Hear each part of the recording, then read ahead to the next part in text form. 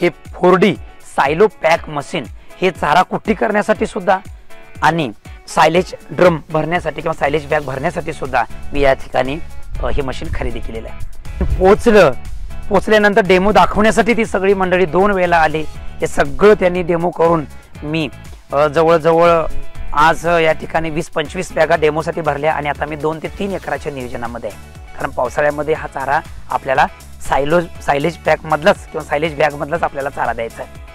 मंडळी मला तुम्हाला काय सांगायचं आहे, ज्या वेळेला आपला हिरवा चारा उभा असतो त्याच्यामध्ये 80% पाण्याचं प्रमाण असतं, पण ज्यावेळेला हा चारा आडवा करतो म्हणजे कापून टाकतो तोडून टाकतो त्यावेळेला हा चाऱ्यातलं मॉइश्चर हळूहळू कमी होत जातं।